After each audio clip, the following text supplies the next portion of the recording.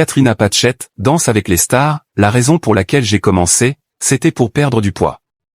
Durant de longues années, Katrina Patchett n'a pas eu la force de partager son histoire. Derrière les sourires, la joie de vivre et les performances de la danseuse emblématique de Danse avec les stars se trouvaient en réalité de nombreuses cicatrices. Des épreuves dont elle s'est relevée et qu'elle raconte dans son livre Mon corps, mon combat et dans en privé avec.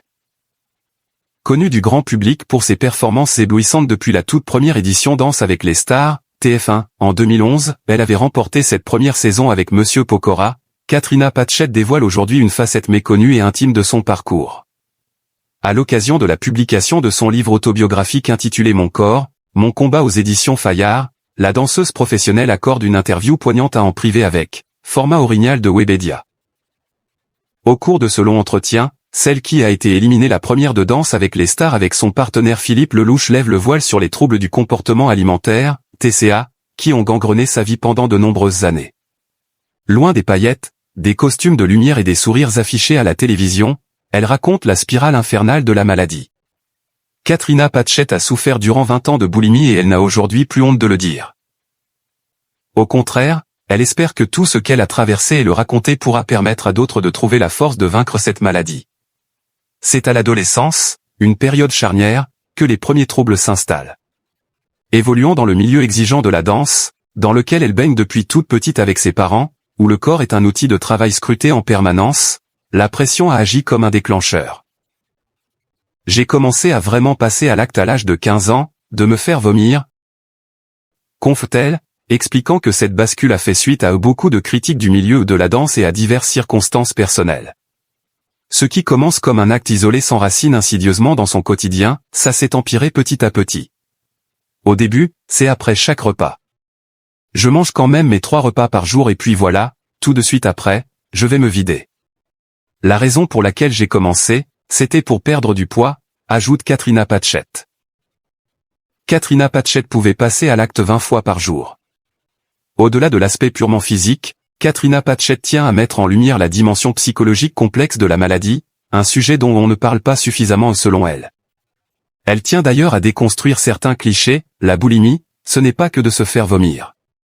Il y a 2 types.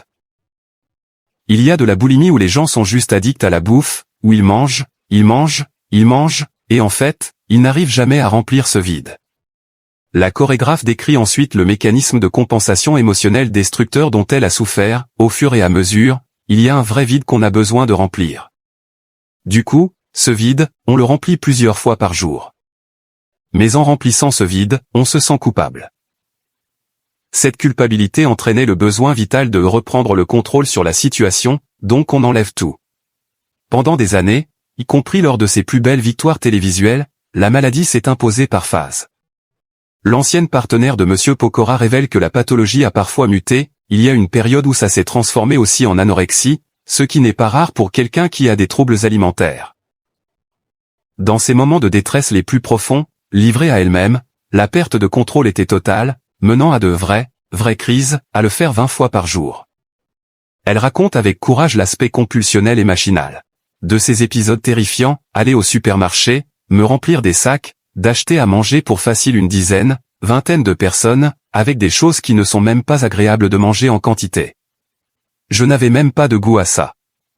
Je ne sentais pas ce que j'étais en train de manger, c'était juste, il fallait remplir.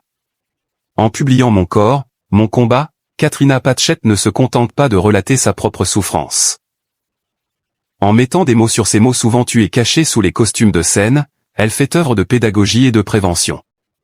Son témoignage s'impose comme un outil précieux pour alerter sur ces maladies invisibles qui détruisent en silence, tout en apportant un message d'espoir à ceux qui luttent pour, eux aussi, reprendre définitivement le véritable contrôle de leur vie.